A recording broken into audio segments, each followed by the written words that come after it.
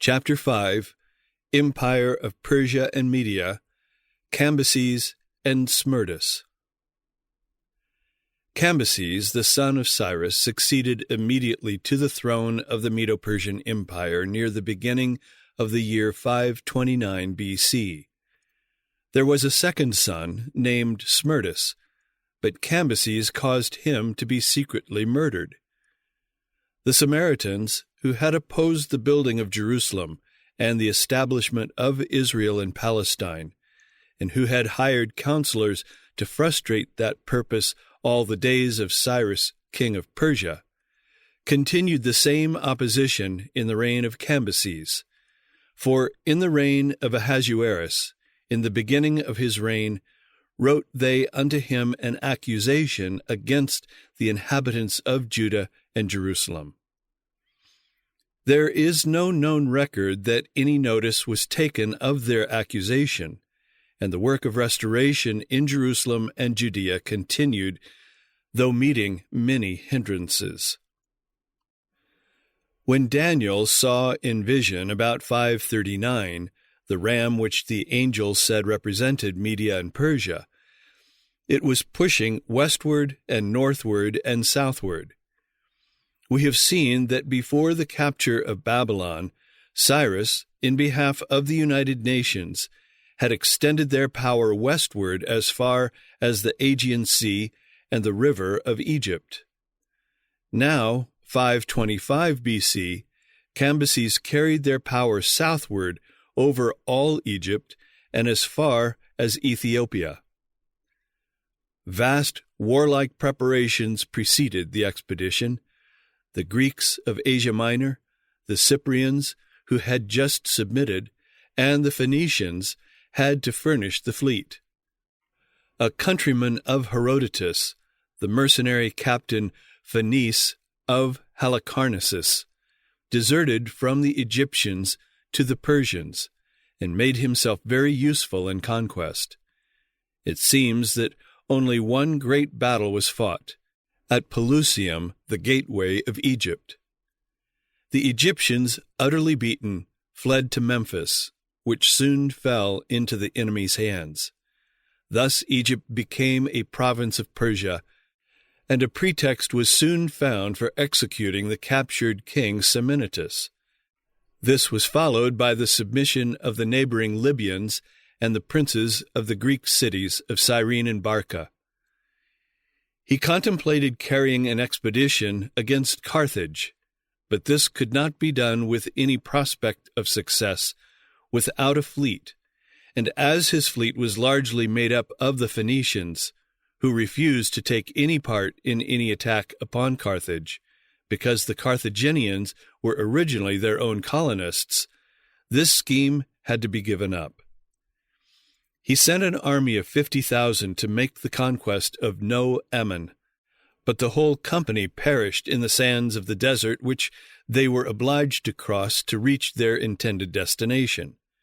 Personally, he led a much larger army toward the southern frontier of Ethiopia, but for lack of supplies, was obliged to return without having accomplished anything that he intended. But from the Mediterranean Sea to Meroe, Egypt became, for a full generation, the obsequious slave of Persia, and gave no more trouble to her subjugator than the meekest or the most contented of the provinces.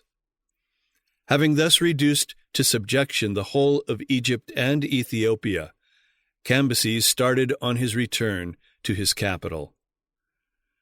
When Cambyses caused the murder of his brother Smerdis, it was done with so much secrecy that the great body of the people believed him to be still alive. This resulted in the rise of a certain Gometis, who claimed to be the true Smerdis. Because of the general belief of the people that Smerdis was alive, and because Gometis bore such a close resemblance to Smerdis, this false Smerdis was readily received as the true. Cambyses, having been long absent in the faraway country of Egypt and even Ethiopia, under all the circumstances, it was easy for Gometis to fix himself firmly upon the throne of united Persia and Media. The original account of this is that Cambyses, son of Cyrus, was king. This Cambyses had a brother named Smerdis Bardia. They had the same mother and the same father. Afterward, this Cambyses killed Smerdis. When Cambyses killed Smerdis, the people did not know that Smerdis was killed. Then Cambyses went to Egypt. The people became bad, and many falsehoods grew up in the provinces, as well as in Persia, as in Media, as in the other lands. And then a man, a Magian, named Gometis, from Pasargade, near the mount named Arachadris, there he arose. On the 14th day of the month Viachna, thus he arose. To the people he told lies and said, I am Smerdis, the son of Cyrus, the brother of Cambyses. Then all the people revolted from Cambyses, went over to him, and the Persians and the Medes and the other nations. He seized the kingdom. On the 9th day of the month Garmapada, he took the royalty from Cambyses. Gometis the Magian deprived Cambyses as well of the Persians, as of the Medians, as of the other nations. He did according to his own will and seized the royalty over them. Cambyses, on his way back to Persia, had reached Syria when he was met by one of the many heralds whom Gometis had sent through all the land to Egypt and elsewhere to make proclamation to the troops that henceforth they were to obey Smerdis, the son of Cyrus, and not Cambyses. The herald, finding Cambyses and his army there, went straight into the middle of the host, and standing forth before them all, made the proclamation. Then Cambyses died, killing himself, having reigned in all 7 years and 5 months, and left no issue behind him, male or female. This was in the end of July BC 522. This Gometis, the false Smerdis, was a Magian, and was largely ruled by the Magian priests. He made it his chief purpose to make the Median influence and also the Median religion once more predominant in the United Empire. This was a point which the Samaritans found to their advantage in their opposition to the restoration of the government in Jerusalem. Knowing that this false Smerdis, being opposed to the Persian influences, would be glad of whatever accusations he might receive, and it having been a decree of Cyrus the Persian which restored the Jews to their own land, and under which they had so far steadily carried on the work of restoration, in spite of all opposition, the Samaritans reckoned that now, under the new order of things, they should surely succeed in putting a stop to that work. Accordingly, in the days of Artaxerxes, the false Smerdis, wrote Bishlam, Mithridath, Tabeel, and the rest of their companions unto Artaxerxes, king of Persia. And the writing of the letter was written in the Syrian tongue, and interpreted in the Syrian tongue.